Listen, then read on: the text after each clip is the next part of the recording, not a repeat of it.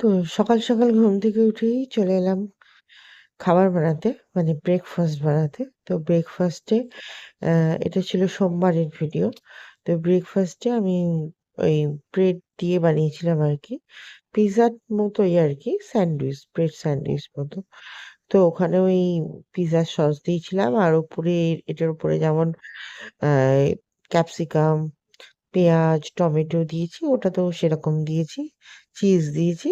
সব দিয়ে এয়ার ফ্রায়ারে সেটাকে রোস্ট করে তারপরে দিয়েছিলাম। তো ওটা দেয়া হয়ে গেছিল। আর এই আটাটা মাখানো ছিল। তো আমি এই আটাটা দিয়ে আমার মতো পিজ্জা বানিয়ে নিচ্ছিলাম। তো পিজ্জা বানানোর জন্য ১ম এ আটার ডোটাকে এরকম পিজ্জার মতো কাটিং করে আমি কিছুটা এয়ার ফ্রায়ারে আমি ওটাকে ১ম এই রোস্ট করে নিয়েছি ৩ মিনিটের জন্য। রোস্ট করার পর যখন সেটা অর্ধেক হয়ে গেছে তারপরে ওই পিজ্জা সস দিয়ে এটা আমি সাজিয়ে নিচ্ছি। পেঁয়াজ, ক্যাপসিকাম, টমেটো এগুলো দিয়ে আমি সাজিয়ে নিচ্ছি। হ্যাঁ? এবার সাজাতে, সাজাতেই মেয়েটা এসে বলল যে, "মা আমিও খাবো।" ঠিক আছে খাবি তাহলে। তাহলে আমি এখন সাজিয়ে নিচ্ছিলাম। তারপরে এটাকে আবার এয়ার ফ্রায়ারে দিয়ে দিই। আর ৩ আর ৩ থেকে ৪ মিনিট মতো হতে দিই। তাহলেই হয়ে যাবে। আর চিজ ছিল, চিজ নতুন একটা প্যাকেট এনেছিল। তো চিজটা উপর থেকে দিয়ে দিই। একটু অরিগ্যানো দিই। আ আর একটু গোলমরিচও ছড়িয়ে দিই। গোলমরিচের নামটা আর আমার মনে পড়ছিল না। তো যাই হোক অনেক কষ্টে মনে করলাম গোলমরিচ না কালো জিরে, গোলমরিচ না কালো জিরে তারপর না গোলমরিচ। ঠিক আছে গোলমরিচ দিয়েছি।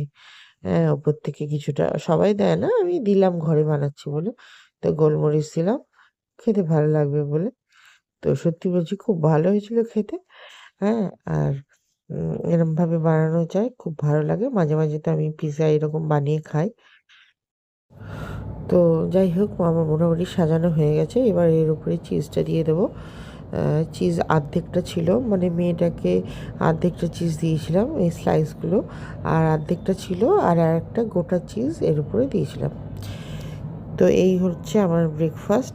এটাতেই আপাতত পেটটা আমার ভর্তি হয়ে যাবে। কিন্তু তারপরে আবার আমার দুপুরে রান্না করা আছে। অলরেডি তখন 10:30 11টা বাজতে যাচ্ছে। তো সেদিনকে আমার রান্না করতে, করতে প্রায় ৩টে বেজে গেছিলো। ঠিক আছে? আমি ৩টের সময় খেতে বসেছি। তো বেজে গেছিলো। তো এইটাই হতে, হতে মানে পেটটা আমার অনেকখানি ভর্তি ছিল। তারপর ধীরে সুস্থে রান্না করছিলাম এই আরকি। যবে থেকে এই এয়ার ফ্রায়ারটা কিনেছি, তবে থেকে এই পিজ্জা বলুন বা এই প্যাটিস টাইপের জিনিস বলুন, আমি মাঝে, মাঝেই বানাই আর খেতেও বেশ ভালো লাগে।